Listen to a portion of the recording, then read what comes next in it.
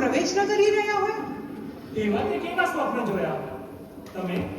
સુખરૂપે વિસ્તારપૂર્વક એ ઉજ્જવળ સ્વપ્નનું વર્ણન કરી મને પણ તમારા આનંદમાં સહભાગી કરો. મહારાજ, આજે 14 સ્વપ્નમાં પહેલે સપને મેં મલકતો હાથી દીઠો, બીજા સ્વપ્નમાં ઋષભ દીઠો અને મહારાજ ત્રીજા સ્વપ્નમાં ત્રાળ પાડતો સિંહ દીઠો.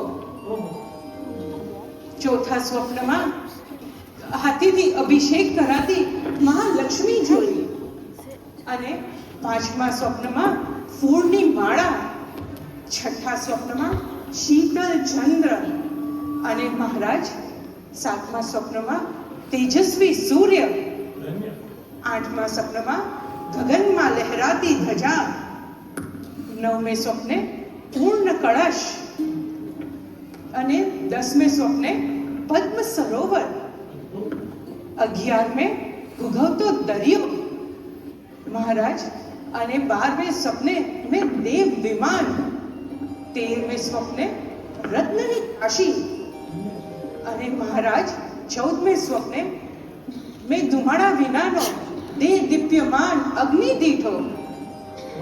મહારાજ, એ સ્વપ્ન જોઈ મારા રોમ રોમ આનંદથી ખુલી ઉઠ્યા છે. મહારાજ, તમે મને જણાવો કે આ સ્વપ્નનો અર્થ શું હશે? દેવાલુપ્રિય, તમે જે પણ સ્વપ્ન જુઓ તે મહાન જ હોય, તો પછી આવા 14 મહા સ્વપ્નો જોઈ એની તો વાત જ શું કરવી. હું સવારે જ મંત્રીશ્વરને કહી સ્વપ્ન પાઠકને સન્માનપૂર્વક બોલાવવાનું કહું છું. તે તમારા દરેક સ્વપ્નનું ફળાદેશ કરશે. જી મહારાજ. પણ મને એમ લાગે છે કે જરૂર તમે કોઈ ધન્ય પુત્રની માતા બનવાના છો. હવે અલ્પ સમય રહ્યો છે. તમે સવારના રાજ દરબારમાં સ્વપ્ન પાઠક આવશે. તમે પણ આવવા માટે તૈયાર થઈ જજો. જી મહારાજ, પ્રભુ ભક્તિમાં શેષ કાળ પસાર કરી હું તૈયાર થઈ જઈશ.